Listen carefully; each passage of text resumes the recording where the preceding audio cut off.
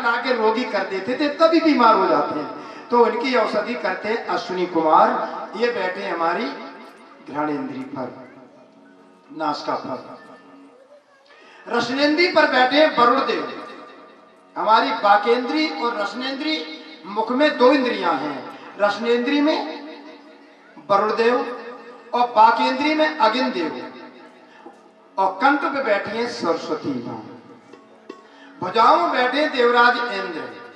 हृदय में भगवान शिव जी बैठे हुए हैं। नाभि में भगवान विष्णु लक्ष्मी जी सहित। जनेन्द्री पे ब्रह्मा बैठे हुए हैं, और पेड़ों में दुर्गा बैठी हैं, तलुओं में नारायण बैठे हैं। अब बताओ, तलुओं में कौन बैठे हैं? क्या आपको भागवत में पढ़ने को मिलेगा, कहीं बाहर नहीं बोल रहा हूं। कहीं शंका हो आप जरूर मेरे पास आ जाना। ये देवता तुम्हारे शरीर में इस प्रकार बैठे हैं, और तुगेंद्री कहते हैं त्वचा को, इस पर बैठे हैं पवन देव बैठे हुए हैं। ये सारे देवता हमारे शरीर में बैठे हैं, और ये करते क्या है?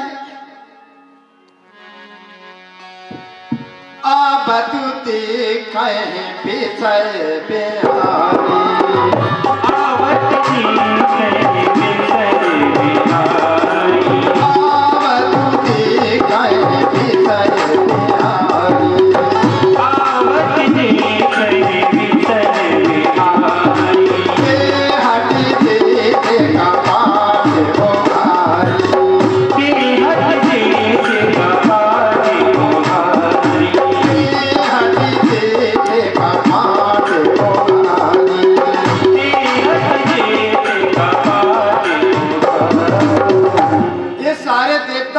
जब हम अपने आत्म स्वरूप की ओर बढ़ेंगे, कहां?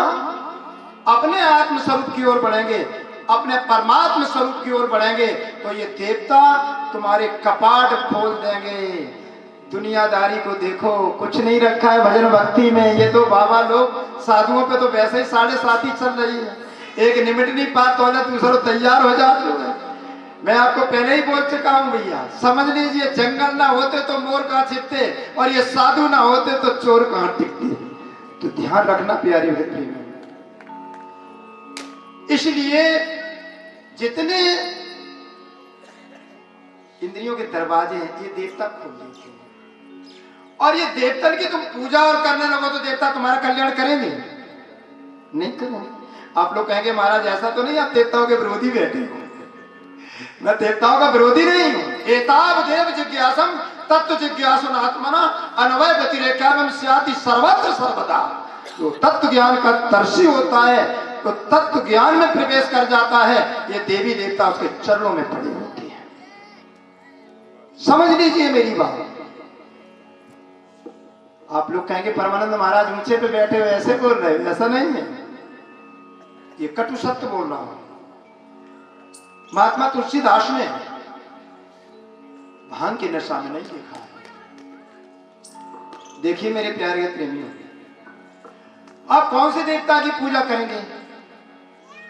जिसकी पूजा करेंगे वही तुमको इधर ले जाएगा। चलो, इसलिए किसकी पूजा करना चाहिए, किसकी भक्ति करना चाहिए? एतावदेव जिज्ञासम तत्व जिज्ञासुनात्मना अन्वय व्यतिरेकाभ्याम यति स्यात् सर्वत्र सर्वदा। एक परमात्मा ही परमात्मा है सब कुछ। हम जिधर देखते हैं उधर परमात्मा ही परमात्मा है, दूसरा कोई नहीं है। ऐसा तो देखता वो मेरे को देखता है। और इसके अतिरिक्त देखोगे तो तुमको देवी देवता दिखने लग जाएंगे, और इनको देखोगे तो उलझते चले जाओगे। देवता 3 प्रकार के हैं, सतोगुण प्रधान, रजोगुण प्रधान, तमोगुण प्रधान। सतोगुण प्रधान देवता होते हैं कौन? भगवान विष्णु, लक्ष्मी मैया आदि देवियां, ये देवता सतोगुण प्रधान है। रजोगुण प्रधान ब्रह्मा देवता है। तमोगुण प्रधान भगवान शिव इत्यादि देवता हैं। ये तीनों प्रकार के देवता हैं। मैं आपको पूछना चाहूंगा, रावण ने कितने बार सिर काट काट के चढ़ाया? मैं तो नहीं जानता, आप लोग जानते होंगे। भगवान भोलेनाथ को शिव काट काट के चढ़ाया। इतनी सेवा आज दिन तक कोई कर सका? फिर क्या, यदि किसी ने की हो तो बताओ। मैंने सुना है कि तुम्हारे इस गांव में, इस नगर में भैंसा चढ़ाए जाते थे देवी पर, लेकिन रावण ने भैंसा नहीं चढ़ाया, रावण ने अपना सिर काट काट के चढ़ाया भगवान भोलेनाथ पर। फिर भी अपने वंश को नहीं रोक सका, फिर भी अपने वंश की बर्बादी नहीं रोक सका। अब मेरे को आप बताओ, इसलिए मैं आपको ये बोल रहा हूं, वेदों का सार बोल रहा हूं, उपनिषदों का सार बोल रहा हूं, मानस का सार बोल रहा हूं, भागवत का सार बोल रहा हूं, पुराणों का सार बोल रहा हूं, उसकी ओर ले चलना चाह रहा हूं। इसलिए इन देवताओं के चक्कर में मत उलझो। ये 28वां कलयुग है। इस 28वें कलयुग में तुम्हें देवताओं की पूजा की आवश्यकता नहीं है। और फिर भी यदि तुम चाहो मेरे घर में देवता आ ही जाए, तो पहले तो तुम्हारे शरीर ही में बैठे हैं, और चाहोगे मेरे घर में देवता आ ही जाए। कितने लोग चाहते मेरे घर में देवता आ जाए? हाथ उठाओ। सब झूठे बैठे, आधी से ज्यादा पूजा करते होंगे, हाथ उठा देंगे तो परमानंद ना मालूम क्या कहने लग जाएगा। कितने लोग चाहते हमारे घर में लक्ष्मी महारानी आए? कोई नहीं चाहते। कितने लोग चाहते भगवान विष्णु मेरे घर में आए? नहीं चाहते। आप लोग चाहते तो सब है, चाहते हैं ना। लेकिन एक याद रखो, तुम भगवान विष्णु की भी पूजा न करो, लक्ष्मी जी की भी पूजा न करो, शिव जी की भी पूजा न करो, ब्रह्मा की भी पूजा न करो। अकेले तुम चरित्रवान बन जाओ तो तुम्हारे पास चरित्र होगा। ये तीनों देवता तुम्हारे चरणों में पड़े होंगे। और पड़े थे अनुसुईया के चरणों में। अनुसुईया के पास क्या था? केवल चरित्र था। अनुसुईया केवल चरित्रवान थी, और अनुसुईया अपने चरित्र के बल से ये ब्रह्मा विष्णु महेश को पालना में झुला रही थी। और सभी देवियां आई थी और कह रही थी, मां मेरे पति बता दो कौन है। अनुसुईया कह रही थी, अपने पति का पता लगाओ, ये तीनों झूल रहे हैं, कौन तुम्हारा पति है? ये तीनों देवता और सारी देवियां अनुसुईया के चरणों में पड़ी थी। मेरे भारत की बेटी हो और मेरे भारत के लोगों, वो कौन थी? एक चरित्रवान मेरे भारत की महिला थी, एक चरित्रवान मेरे देश की बेटी थी। तुम चरित्रवान बन जाओगे तो ये देवता तुम्हारे चरणों में पड़े होंगे। ये मैं कोई बना के नहीं कह रहा, तुम देवताओं के पीछे पड़े हो। ये मनुष्य शरीर देवताओं की पूजा के लिए नहीं मिला है, ये मनुष्य शरीर मिला है तुम जहां से आए हो वहां जाने के लिए मिला है। तुम्हारा घर जौन है वहां के लिए शरीर ये मिला है। और हम आज चक्कर में पड़े हुए हैं। हाथी से लेकर के चूहा तक की पूजा आप कर रहे हैं, पीपल से लेकर के कितने वट वृक्ष सभी की पूजा कर रहे हैं, सारी नदियों की पूजा कर रहे हैं, सारे वृक्षों की पूजा कर रहे हैं, पर्वतों की पूजा कर रहे हैं। लेकिन कहीं अभी आपने अपने आत्म स्वरूप की पहचान कर ली होती तो सच में किसी की आवश्यकता नहीं पड़ती। आप लोगों ने मेरे को भागवत के लिए नहीं बुलाया, सत्संग के लिए बुलाया। और सत्संग में यदि आत्मबोध ना हो, आत्म तत्व का बोध ना हो, तो वो सत्संग नहीं हो सकता। इसलिए मेरे प्यारे भगत प्रेमियों, देखो मानस की बात कह रहा हूं। हमारे संत गुरुजन भी बैठे हुए हैं, कहीं गलत बोलूं तो बता देना कि महाराज आप यहाँ गलत बोल रहे हो। मानस में कहा कि देवताओं की पूजा न करो, ये मानव शरीर मिला है, ये मोक्ष का दरवाजा है, और इस दरवाजे से तुम पार हो जाओ।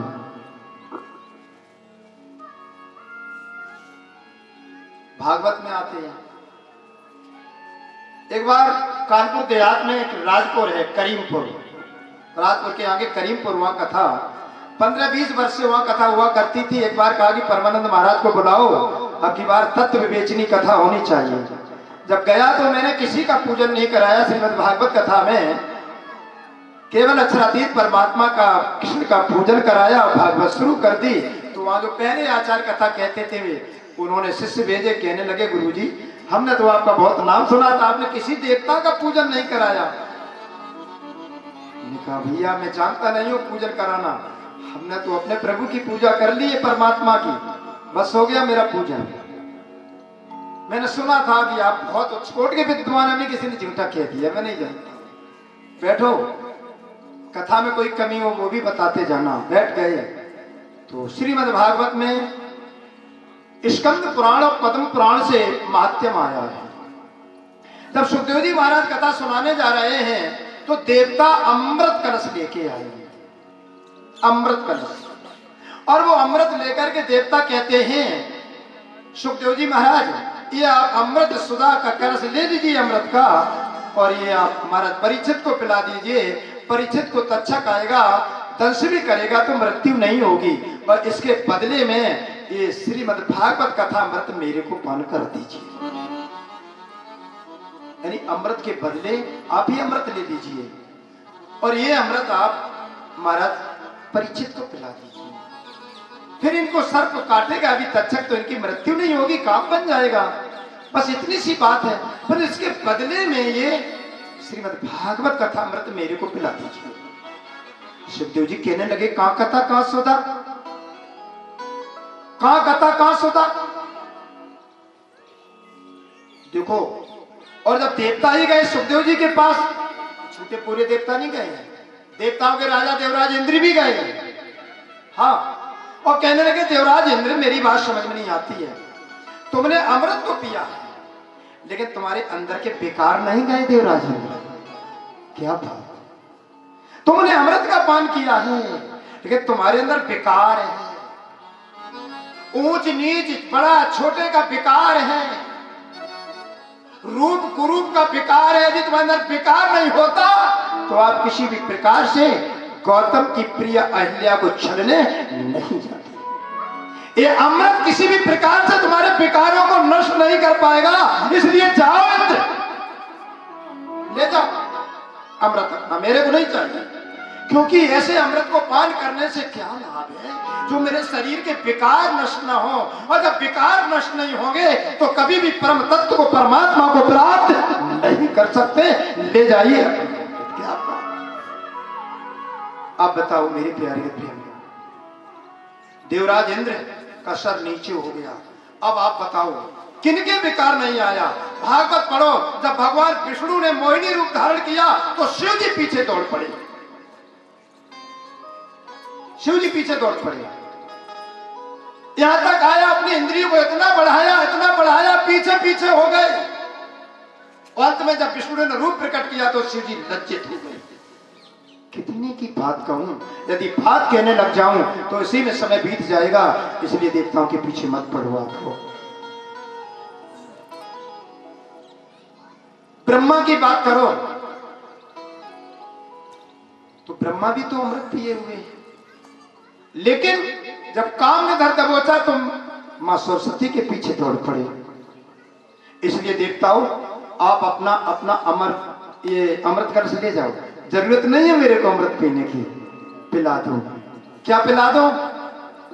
श्रीमद् भागवत कथा अमृत का पान करा दो। आखिर भागवत में क्या छिपा है? 4 श्लोक भागवत के, केवल 4,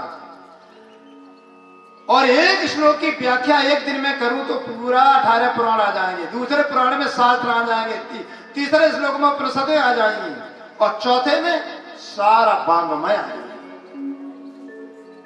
पहला आपके सामने बोला अहमेव वासुमेवा नान्य दियत सत सत परम।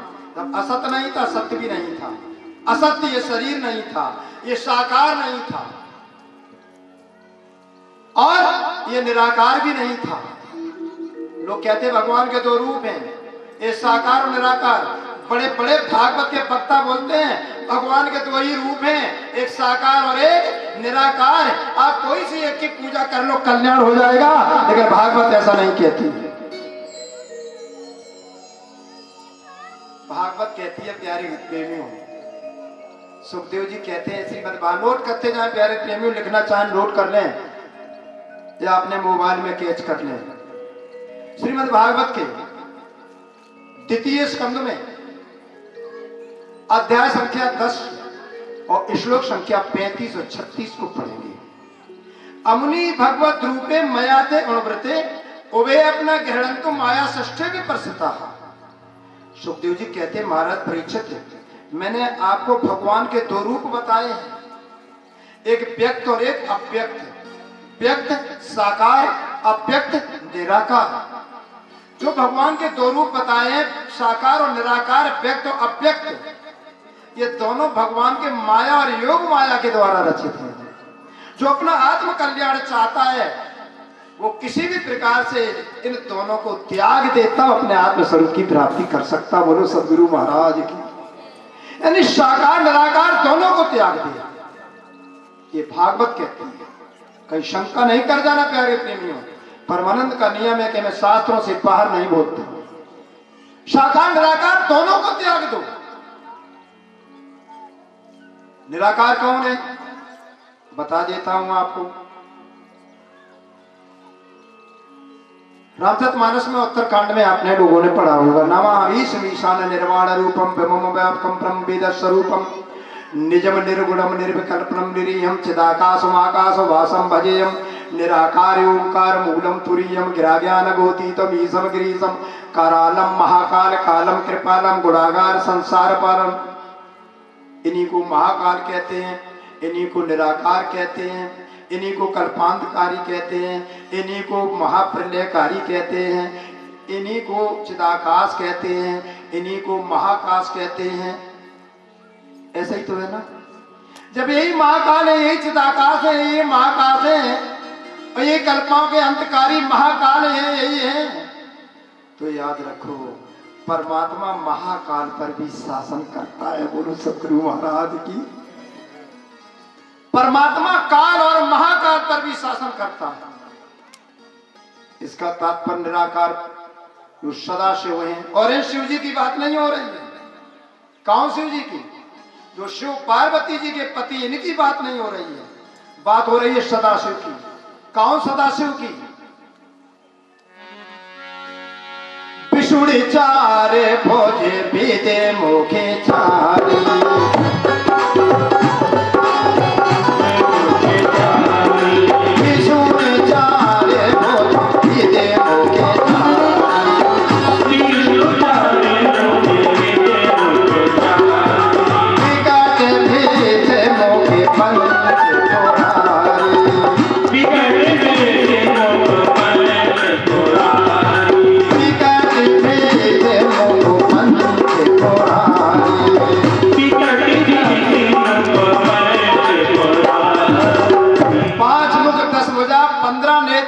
सदाशिव कहते हैं शिव पुराण में।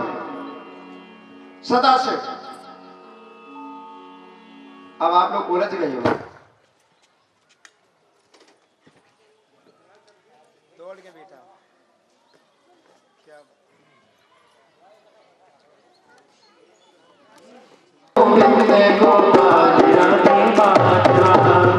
राधे माधवा गोपाल, राधे माधवा गोविंद, राधे माधवा गोपाल, राधे माधवा, राधे माधवा गोपाल, राधे माधवा गोविंद, राधे माधवा, श्री कृष्ण गोविंद गोपाल, राधे माधवा, श्री कृष्ण गोविंद गोपाल, राधे माधवा, श्री कृष्ण गोविंद, श्री कृष्ण गोविंद गोपाल, राधे माधवा। खत्म करो पहले। सबसे पहले हमारे जो ब्रह्मांड का परतल के ऊपर है सुतल लोक, सुतल लोक के ऊपर है पितल लोक, पितल लोक के ऊपर है अतल लोक, अतल लोक के ऊपर है ये मृत्यु लोक हमारी पृथ्वी, और पृथ्वी के ऊपर आता है भूर्व लोक। भूर्व लोकों में है पितरों का स्थान। पुरखों की पूजा करते होंगे आप लोग? कितने लोग करते हैं? हाथ उठा, लंबे लंबे उठा। पितरों की पूजा करते उठा लंबे लंबे हाथ, क्योंकि आप लोगों की पितरों की पूजा भी तो बंद करानी होगी हमें। देवताओं से तो नीचे पितर होते हैं, तो भूर्व लोकों में कौन होते हैं? पितृ लोक। भूर्व लोक में, भूर्व लोक के ऊपर होता है स्वर्ग लोक, उसमें देवी देवताओं का स्थान, देवराज इंद्र आदि का स्थान। और स्वर्ग लोक के ऊपर आता है महर लोक। महर लोक में धर्मराज की पुरी है। धर्मराज के दो रूप हैं। धार्मिक लोगों के लिए आप स्वयं जाते हैं और दुराचारियों के लिए यमराज बन के जाते हैं। ये महरलोक। महरलोक के ऊपर है जनलोक। यहाँ तो साधक अच्छे भक्त इत्यादि होते हैं, यहाँ पहुंचते हैं। और जनलोक के ऊपर आता है तपलोक। तपस्वी जो तपस्या करते हैं वो तपलोक में जाते हैं। जैसे सनकाद ऋषि ये तपलोक में जाते हैं, सनकाद ऋषि, और तपलोक के ऊपर आता है सतलोक। यहीं पर ब्रह्मा विष्णु शिव की पुरियां हैं, जैसे वैकुंठ धाम और शिवपुरी और ब्रह्मा जी की पुरी। तो इस सतलोक के परे वैकुंठ धाम आया है, इसलिए सतलोक में देवर्षि सनकाद ऋषि तो इसीलिए वैकुंठ में सशरीर जाना चाहते थे, तो उनको रोक दिया, श्राप दे दिया जय विजय को। आपने ये सुना होगा भागवत में। तो ये तपलोक, तपलोक के ऊपर जो वैकुंठ है, वैकुंठ के ऊपर जो आता है 8 आवरण, गीता में इसी को अष्टधा प्रकृति कहा है। 8 आवरण, इतना एक ब्रह्मांड का परिचय है। अब हमारा जैसा ब्रह्मांड वैसा मेरा शरीर है। बता दूं आप लोगों को, जैसे ये मिट्टी है ना, हमारे शरीर में सबसे ऊपर मिट्टी है, तो मिट्टी से 10 गुना मेरे शरीर में जल है, जल से 10 गुना मेरे शरीर में अग्नि है, अग्नि से 10 गुना मेरे शरीर में वायु है, वायु से 10 गुना हमारे शरीर में आकाश है, आकाश से 10 गुना मेरे शरीर में मन है, मन से 10 गुना मेरे शरीर में बुद्धि है, और बुद्धि से 10 गुना मेरे शरीर में अहंकार है, जो बुद्धि को भी नष्ट कर देता है। ये 8 आवरण है मेरे ऊपर। इस समय प्याज बहुत महंगा है, तो प्याज के ऊपर जो आवरण होते हैं ना, ऐसे ही ब्रह्मांड के ऊपर 8 आवरण हैं। एक ब्रह्मांड है ऐसा, और एक नहीं, ऐसे असंख्य ब्रह्मांड हैं। प्रति ब्रह्मांड में ब्रह्मा विष्णु महेश हैं, प्रति ब्रह्मांड में वैकुंठ लोक है। मेरे प्यारे प्रेमियों, तो 18 पुराणों को पढ़ोगे तो पता चलेगा। तो एक ब्रह्मांड का परिचय, ब्रह्मा विष्णु महेश एक ब्रह्मांड हो गया। फिर इसके ऊपर 8 आवरण, इसके ऊपर आता है प्रतिबिंबित ओम, इसके ऊपर ज्योत स्वरूप गायत्री, जो 4 वेदों की गायत्री है। इसके ऊपर आता है महाविष्णु। कौन आता है? ये विष्णु शेष साई नारायण की बात नहीं कर रहे हैं, वैकुंठनाथ लक्ष्मीपति विष्णु की बात नहीं कर रहे हैं। इनके ऊपर आता है महाविष्णु। इसी महाविष्णु को श्रीमद् भागवत के 3 स्कंद के अंदर आप पढ़ेंगे तो इसी को महाविराट कहा गया है। ये महाविष्णु के अंदर ब्रह्मा विष्णु महेश सारे देवता प्रवेश हो गए, परंतु महाविराट को नहीं उठा सके। ये महाविष्णु है, और तुलसीदास ने अपनी रामचरितमानस में इस महाविष्णु के लिए इशारा किया है। मैं आपको चौपाई दे रहा हूं। शिव बिरंच विष्णु भगवाना,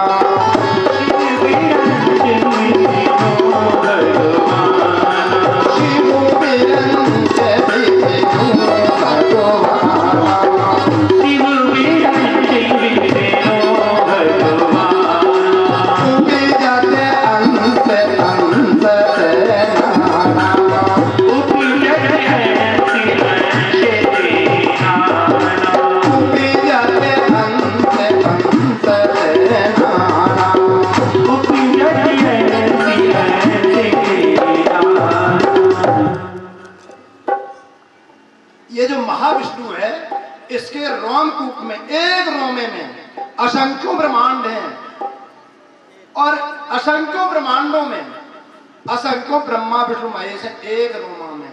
हमारे शरीर में रोमा कितने हैं? 3.5 करोड़। 3.5 करोड़ रोमा बलि महाविष्णु के भी हैं।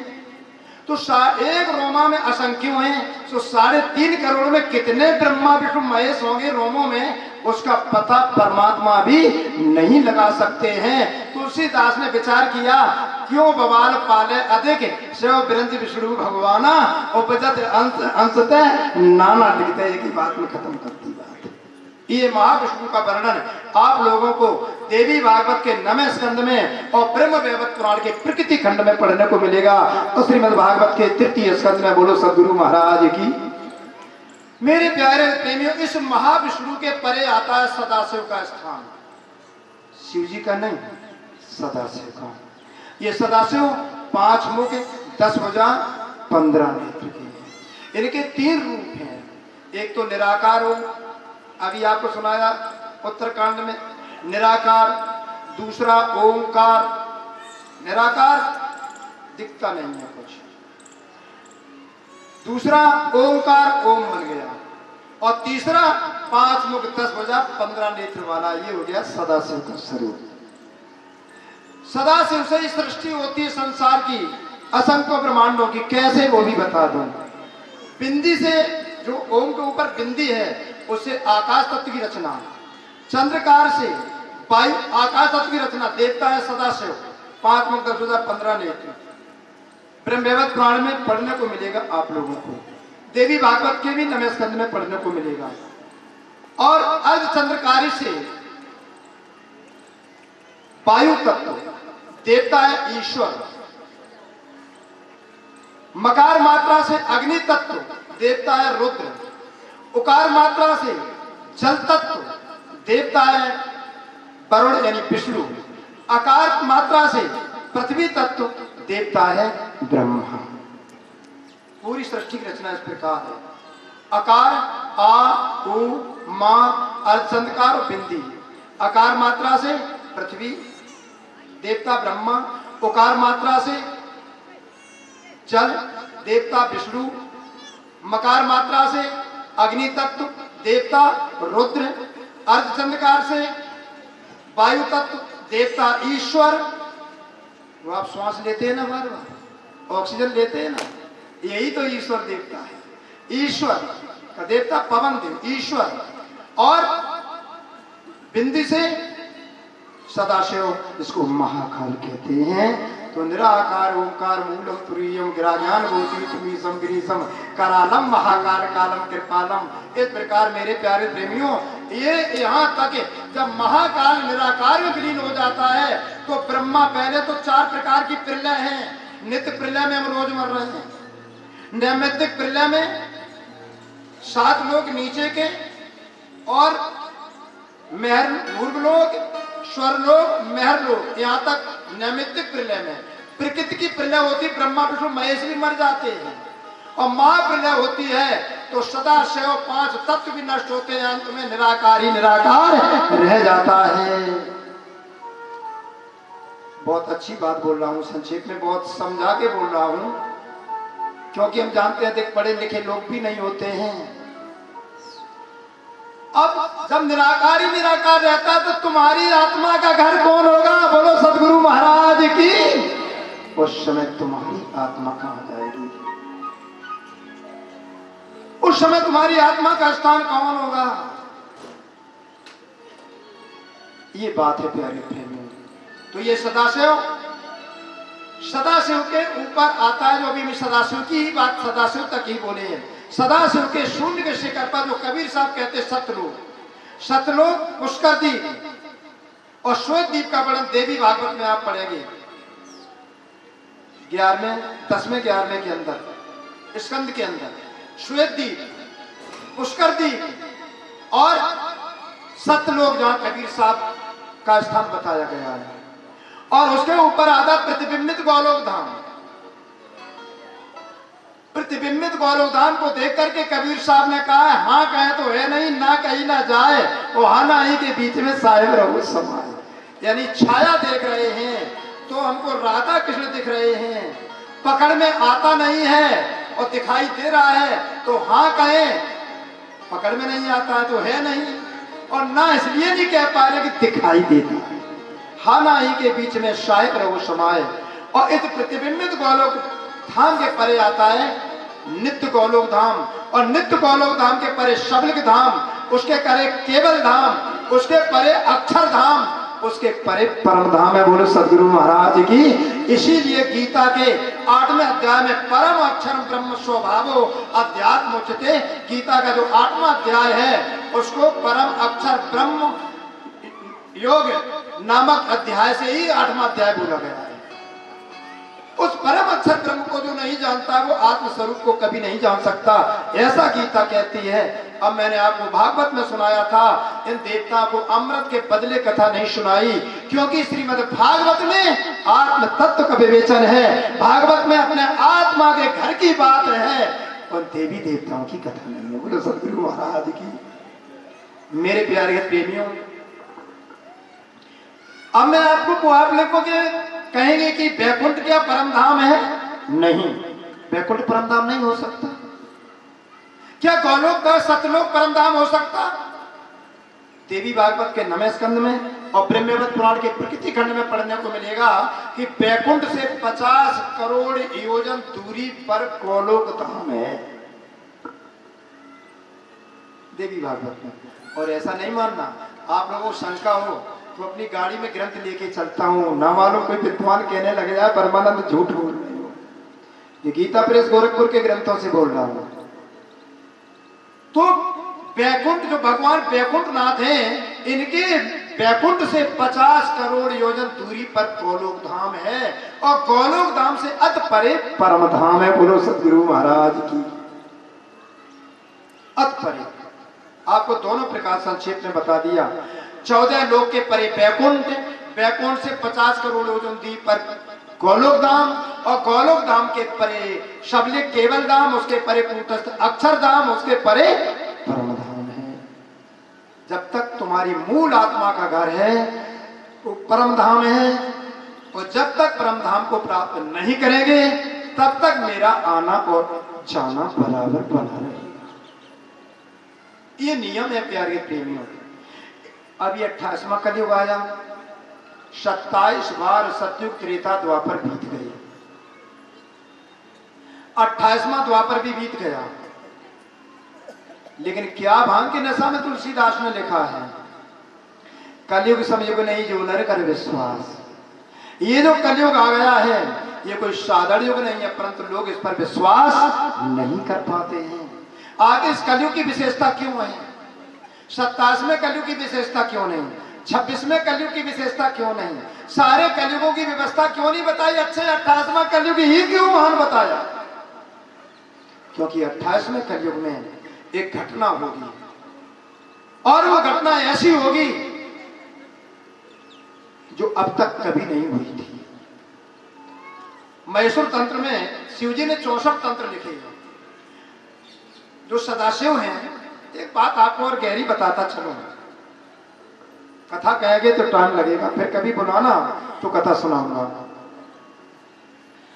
बैकुंठ धाम में जय विजय जाते हैं, द्वारपालों ने छड़ी से रोक दिया उनको, तो उनको क्रोध आ गया और उन्होंने श्राप दिया। कारण कोई भी हो, लेकिन मैं आपको पूछना चाहूंगा कि जहां मान अपमान हो, जहां क्रोध आता हो, क्या वहां मोक्ष हो सकता है? वहां मोक्ष नहीं। ये मुक्ति है 4 प्रकार की। कहने का तात्पर्य, तुमसे कोई कार बिगड़ गया, तुम्हारे बालक ने चोरी वोरी की कुछ, तो तुमको पकड़ करके और कारागार में डाल दिया, जिला जेल में, और डालने के बाद में फिर तुम्हारी बेल हुई, जमानत हुई, तो अपने घर आ गए। तो यानी इसी प्रकार बैकुंठ से हम संसार में आए हैं, और संसार से बेल वगैरह हो गई तो बैकुंठ में पहुंचा दिया। 4 प्रकार की मुक्ति है, सालोक्य, सामीप्य, सायुज्य, सारूप्य। विष्णु जैसा स्वरूप हो जाएगा, विष्णु के निकट हो जाओगे सामीप्य, और विष्णु के समीप सामीप्य मुक्ति, और सायुज्य विष्णु से जुड़ जाओगे, सालोक्य उनके लोक को प्राप्त हो जाओगे। ये 4 प्रकार की मुक्ति है, मोक्ष नहीं है। बैकुंठ से 50 करोड़ योजन दूरी पर जो गोलोक धाम है, उस गोलोक धाम में एक घटना हुई, बता रहा हूं आप लोग। ब्रह्मवैवर्त पुराण में भी पढ़ेंगे, आप लोगों को मिलेगा, और गीता प्रेस गोरखपुर से निकलता है ग्रंथ गर्ग संहिता, उसमें भी पढ़ने को मिलेगा। एक बार तीनों देवता ब्रह्मा विष्णु महेश बैकुंठ से ये पता लगाने के लिए चले कि क्या कोई परमात्मा कोई और है क्या? ये तीनों देवता ब्रह्मा विष्णु महेश जाते हैं, तो ये पार करके, निराकार को पार करके कहाँ जाते हैं? गोलोक धाम में। जब गोलोक धाम में जाते हैं तो आस और पास ब्रजा नाम की नदी बह रही है, और उस ब्रजा को जब पार करके जाते हैं तो आगे उनको, जैसे यहाँ बैकुंठ में जय विजय पार्षद हैं, ऐसे ही गोलोक धाम के 10 पार्षद हैं। वीरवान, नंदवान, चंद्रवान, सुवान, ऐसे 10 पार्षद हैं। वहां पर एक पार्षद है श्रीदामा। वहां जैसे ही हमारे तीनों देवता पहुंचते तो यहाँ एक दिव्य दरबार है, वहां पर राधा कृष्ण बैठते हैं, और एक दरबार अलग है, वहां पर स्वयं राधा जी एकांत में अपनी सखियों से मिलती हैं। राधा जी की परिचारिकाएं सेवा में रहती हैं। उस सखी का नाम है सत्यचंद नना। सत्यचंद नना नाम की सखी ने देखा कि कोई तीनों देवता आए हुए हैं, तो बेत की छड़ी हाथ में लिए थी, हरी हरी छड़ी बेत की। कहने लगी, देवताओं इधर आओ, तुम कहां से आए हो? तीनों देवताओं ने कहा कि मैं मृत्यु लोक से आया हूं। कौन से मृत्यु लोक से आए हो? जब सत्यचंद्र नाम की सखी ने ये कहा तुम कौन से मृत्यु लोक से आए हो, तो हमारे तीनों देवता इसका उत्तर नहीं दे पाए। और उस समय सत्यचंद्र नाम की सखी कहती बैठ जाओ। चले आते अपने को परमात्मा मान करके, इनको ये भी पता नहीं है कि कौन से मृत्यु लोक से आए, बैठ जाओ। बैठ जाते हैं। जैसे बेचारा डीएम के यहाँ कोई किसान जाता है तो चपरासी बैठा देता, बैठो अभी 7 देर में मिलेंगे। उसके बाद सत्यचंद्र नाम की सखी स्वयं गोलोकनाथ के पास जाती है और कहती है प्रभु किसी बैकुंठ के ब्रह्मा विष्णु महेश आए हैं, यदि आपकी आज्ञा हो तो मैं लेके आऊं। भगवान गोलोकनाथ कहते हैं लेके आओ। और जब लेके जाते हैं तीनों ब्रह्मा विष्णु महेश, जब जैसे ही दिव्य भवन में प्रवेश करते हैं, वहाँ भगवान श्याम सुंदर का दिव्य भवन है। वहाँ पर रास मंडल मध्यस्थम रासोल्लास समसुखम रत्न सिंहासनस्तम च रत्न भूषण भूषितम रासेश्वरम राजकरम ब्रह्म रासेश्वरीश्वरम। बैठे हुए ईश्वरों के ईश्वर बैठे हैं गोलोक धाम में सिंहासन पर। और उसी समय जैसे ही देवता प्रवेश करते ब्रह्मा विष्णु, तो इन्होंने चारों तरफ नजर दौड़ाई, तो इनको देखते अनेकों सिर के ब्रह्मा, अनेकों भुजाओं के निरीह विष्णु बैठे हैं और 5-5 सिर के अनेकों सदाशिव बैठे हैं। महाकाल एक नहीं अनेकों बैठे हुए हैं। अब तो एक छोटे सिंहासन पर हमारे ब्रह्मा विष्णु में महेश बैठ गए। जैसे गांव में कहावत है आया ऊंट पहाड़ के नीचे, आए ऐसे छोटे सिंहासन देखा। ये कथा आप लोगों को विस्तार से पढ़ने को मिलेगी। लेकिन उसके बाद प्यारे प्रेमियों आते हैं। सत्यचंद्र नाम सखी कहती है एक दृश्य देखा, किसी ब्रह्मांड के भगवान नारायण आते हैं और गोलोकनाथ को प्रणाम करते हैं और उन्हीं के तेज में विलीन हो जाते हैं। उसके बाद एक दिव्य रथ पर आप बैठ करके करते हैं और उन्हीं के तेज में विलीन हो जाते हैं। ऐसे असंख्यों ब्रह्मा विष्णु महेश अपने अपने ब्रह्मांड की बात बताते हैं और उन्हीं में विलीन हो जाते हैं। जैसे मेरे प्यारे प्रेमियों प्रधान मुख्यमंत्री के पास जाते हैं, अनेकों अनेकों जनपद के जिलाधीश अपने अपने जिला की बात बताते हो, अंत में अपने चले आते हैं। ऐसे ही असंख्यों ब्रह्मांडों के ब्रह्मा विष्णु महेश भगवान और अपने ब्रह्मांड में आ जाते हैं। अंत में हमारे ब्रह्मा विष्णु महेश का नंबर आया। भगवान गोलोकनाथ कहते हैं तुम तीनों देवताओं पहली बार मेरी कृपा से यहाँ आए हो। ये गोलोक धाम का दर्शन साधारण नहीं है। आप लोग आप सभी मेरे आने की व्यवस्था करना। इतना कहा है कि राधा जी वामांग में बैठी थे, राम से गिर जाती हैं। भगवान गोलोकनाथ उनको गोद में ले लेते हैं। राधे क्या बात। राधे कहती प्रभु जब आप चले जाओगे तो मैं आपके बिना कैसे रह सकूंगी, मैं तो आपके बिना एक पल भी नहीं रह सकती। कहा भी गया राधा ही कृष्ण और कृष्ण ही राधा है, तो नहीं है, एक ही स्वरूप है, मैं आपके बिना नहीं रह सकती प्रभु। भगवान कहते राधे चिंता नहीं करो, मैं भी आपको ले चलूंगा। राधे कहती मैं तो भी नहीं जाऊंगी प्रभु। क्यों? यहाँ गोलोक धाम में सत्संग पर्वत है। कौन पर्वत है? सत्संग पर्वत है। यहाँ की तलेटी में आपके साथ में खेलती हूँ, रहती हूँ। भगवान कहते हैं गोलोकनाथ राधे चिंता नहीं करो, ये गोलोक धाम का सत्संग पर्वत धरती पर मैं गोवर्धन पर्वत के रूप में उतार दूंगा। ये भागवत की बहुत गहराई बन रहा है। ये गोलोक धाम का जो सत्संग पर्वत है धरती पर मैं गोवर्धन पर्वत के रूप में उतार दूंगा। राधा जी कह रही मैं तो भी नहीं जाऊंगी। क्यों? यहाँ तो ये ब्रिजा नाम की सखी है, कभी नदी के रूप में बहती है, कभी सखी के रूप में खेलती है। राधे चिंता नहीं करो, ये यहाँ की ब्रिजा नाम की सखी ये नदी धरती पर मैं यमुना नदी के रूप में उतार दूंगा। राधे कहती मैं तो भी नहीं जाऊंगी प्रभु। क्यों? यहाँ तो सुरभि नाम की गौएं हैं जिनका दूध हम आपको पिलाते हैं। भगवान राधा से कहते हैं गोलोकनाथ राधे चिंता नहीं करो, ये सुरभि नाम की गौएं मैं आपको धरती पर उतार दूंगा। आया है ये सुरभि नाम की गौ का गोलोक धाम में बछड़ा दूध पी रहा था।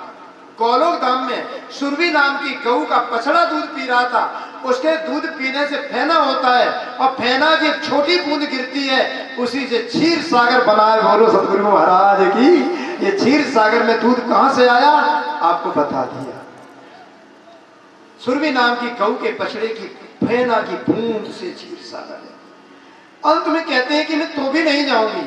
भगवान कहते राधे तुम चिंता नहीं करो, ये गोलोक धाम की सारी छटा में 84 कोस ब्रज में उतार दूंगा, तब तो चलोगी। राधे कहती तो चलूंगी। मेरे प्यारे प्रेमियों, एक समय गोलोक धाम में क्या हुआ, भगवान श्याम सुंदर बिरजा नाम की सखी के साथ खेलने गए। बिरजा के भवन पर खड़े हुए थे कौन? श्री दामा नाम का द्वारपाल। भगवान श्याम सुंदर को जब देखा कि नहीं मिल रहे हैं राधा जी ने, तो खोज रही है राधा जी, और जब श्याम सुंदर नहीं मिले तो वहां एक तोता बैठा है, वो टेव टेव की आवाज करता है।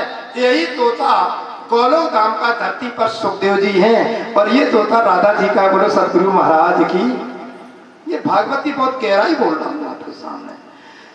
मेरे प्यारे प्रेमियों, यानी वो टेव टेव करके कहता है, महारानी जी ये समय भगवान श्याम सुंदर बिरजा के भवन में है। भगवान श्याम सुंदर को खोजने के लिए जैसे ही बिरजा के भवन में जाती है राधा जी, श्री दामा ने रोक दिया। राधा ने श्री दामा को श्राप दिया, जाओ तुम पृथ्वी पर शंखचूड़ नाम के राक्षस सुन जाओ। जैसे ही राधा ने श्राप दिया श्री दामा को, उसी समय श्री दामा ने राधा को श्राप दिया, राधे जाओ पृथ्वी पर 100 वर्ष का वियोग तुम्हारा कृष्ण से हो जाए। ये गोलोक धाम की बात बहुत संक्षेप में सुना दी। इसी गोलोक धाम में भगवान एक बार भोलेनाथ से पार्वती जी ने पूछा, प्रभु आप ये गले में मुंडों की माला डाले रहते हो, ये मुंडों की माला, ये मूड किसके, ये मुंड किसके हैं? शिव जी के नेत्रों में आंसू आ गए। शिव जी कहते हैं, पार्वती जी जब भी तुम कोई प्रश्न पूछती हो जगत के कल्याण के लिए पूछती हो, और ये ताजा ताजा मुंड किसका है? अभी अभी देखो नया नया दिख रहा है। भगवान भोलेनाथ कहने लगे, देवी ये मुंड किसी और के नहीं है, ये सारे मुंड तेरे हैं। जब तुम शरीर छोड़ देती हो ना, तो तुम्हारा एक मुंड मेरे गले में आ जाता है। ये ताजा ताजा मुंड। हाँ देवी, अभी तुम सती के रूप में थी, शरीर छोड़ा तब से मैं वियोगी हूं, मैंने बहुत साधना की। कोई स्त्री अपने पति से कैसे कह सकती कि मैं इतनी बार मर चुकी, तुम क्यों नहीं मरे? भारत की तो कोई पतिव्रता स्त्री ये बात कह नहीं सकती है। तो पार्वती जी कहती, प्रभु मैं इतनी बार मर चुकी, हाँ मैं इतनी बार, हाँ, लेकिन ये नहीं कह पा रही तुम क्यों नहीं मरे? भगवान भोलेनाथ कहते हैं, राधे तुम यही तो, वो पार्वती जी यही तो जानना चाहती हो कि मैं क्यों नहीं मरा? हाँ प्रभु, मैं उस अमर तत्व को जानता हूं, मैं उस अमर तत्व को जानता हूं, मैं अपने आत्म स्वरूप को जानता हूं, इसलिए नहीं मरा हूं। पार्वती जी कहती, मेरे को मैं आत्म स्वरूप बता दो प्रभु, मेरे को भी सुना दो, और ये भी बताओ कि आपको कैसे मिला। ये कथा आपको पद्म पुराण के वृंदावन महत्म खंड में पढ़ने को मिलेगी, जो मैं बोलने जा रहा हूं। उस समय शिव जी कहते हैं, पार्वती जी दत्त चित्त होकर के सुनो। एक बार क्या हुआ, जब तुम्हारा देहावसान हो चुका था दक्ष के यज्ञ में, तो मैं तुम्हारे वियोग के कारण तुम्हारे शरीर को लेकर के दौड़ रहा था। विष्णु ने अपने चक्र से काट काट के अंग गिरा दिए, जहां अंग गिरे वो शक्तिपीठ हो गई। पर देवी मैं वियोगित था, मेरे अंदर तीव्र वैराग्य आया, मैं साधना कर रहा था। और जब जब अवतार भगवान लेते हैं तो सबसे पहले दर्शन करने मैं जाता हूँ, लेकिन जब जब मैं दर्शन करने जाता हूँ तब तब प्रभु का रूप बदला हुआ होता है।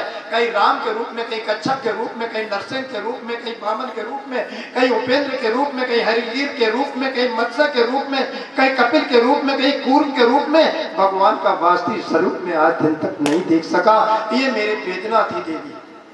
उसी समय में बैठा था कि अचानक गरुड़ध्वज आ जाते हैं। मैंने हाथ जोड़ के कहा, प्रभु क्या आप ही परमात्मा हो? भगवान गरुड़ध्वज कहते हैं, यदि परमात्मा के स्वरूप को देखना है तो कैलाश को छोड़ दो, जाओ वृंदावन के पश्चिम तट पर जाओ, साधना करो। यमुना तट पर देवी मैं उसी क्षण कैलाश को छोड़ दिया और वृंदावन के पश्चिम तट में यमुना के तट पर बैठ करके मैं साधना करने लगा। साधना करते करते मेरे को कल्पों बीत गए, कुछ नहीं दिखता था मेरे को। अचानक मैंने देखा मेरे सामने एक दिव्य प्रकाश था, और प्रकाश में मैंने एक स्वरूप देखा। दो भुजम मुरली हस्तम पीत कौशे वासम किशोर वैसम शांतकम राधा कांतम अनंतकम। मैं दौड़ के उस स्वरूप को पकड़ने के लिए जाता, परंतु प्रकाश पकड़ में नहीं आता। मैं कहीं धरती पर लौट जाकर वृक्षों में चिपट जाता, कहीं लताओं को लगाता, परंतु मेरा प्रभु पकड़ में नहीं आता था। अचानक देवी मैं मूर्छित होकर के गिर पड़ा। और जब मैं मूर्छित होकर के गिर पड़ा, मैं वियोगित था, मेरे नेत्रों में आंसू थे, क्योंकि ऐसा स्वरूप मैंने कभी नहीं देखा था। अचानक उसी समय देखते देखते मेरी भुजाओं में लगा कोई मेरी भुजा को पकड़ करके उठा रहा है।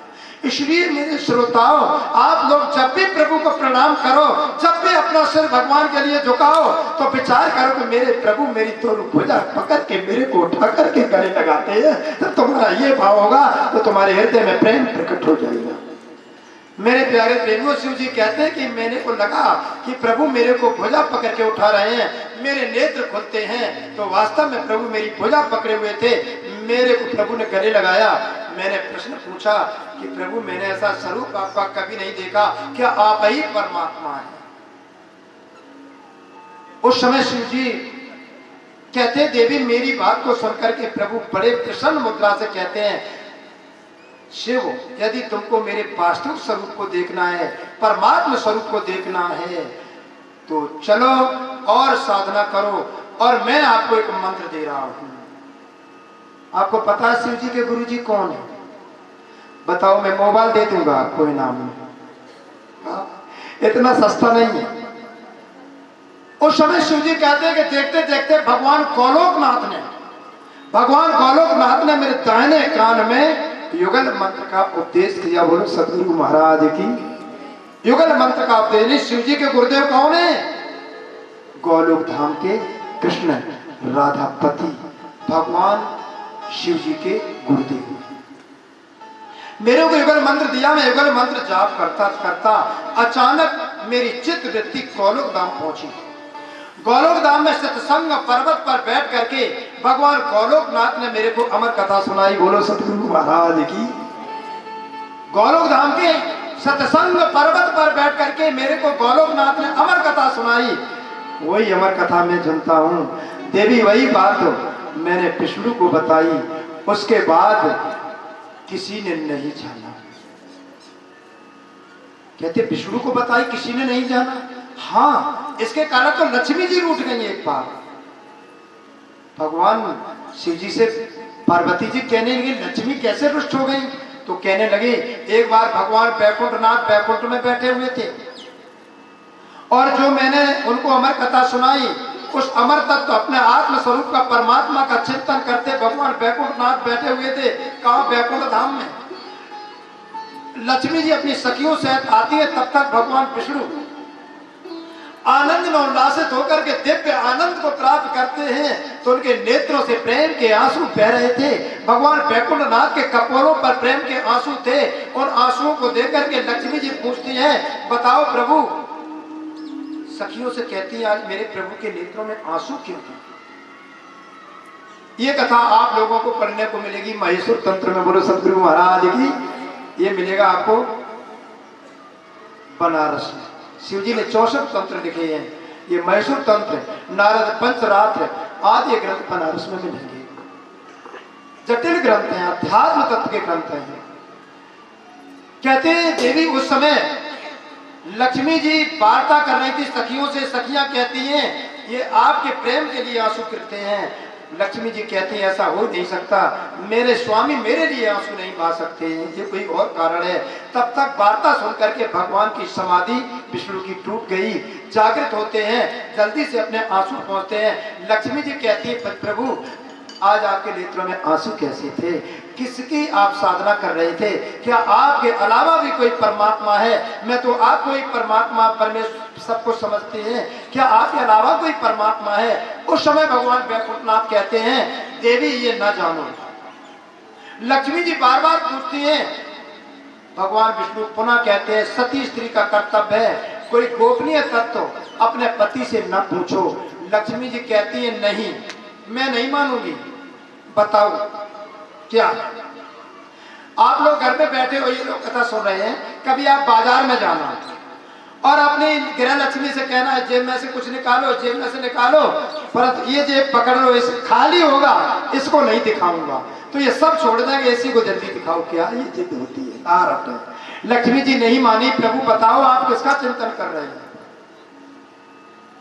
भगवान विष्णु ने नहीं बताया। लक्ष्मी जी रुष्ट हो गई और रुष्ट होने के बाद परिक्रमा करती हैं और पृथ्वी पर जैसे अजनाब वर्ष, भारत वर्ष ये 9 वर्ष भागवत के 5वें स्कंद में पढ़ेंगे। उसमें केतुमाल नामक पर्वत है, उस पर बैठ के साधना करने लगी और साधना करते करते 7 कल्प बीत गए। अंत में शिव जी कहते पार्वती जी हम सब देवता मिलकर के विष्णु जी के पास गए, कहा प्रभु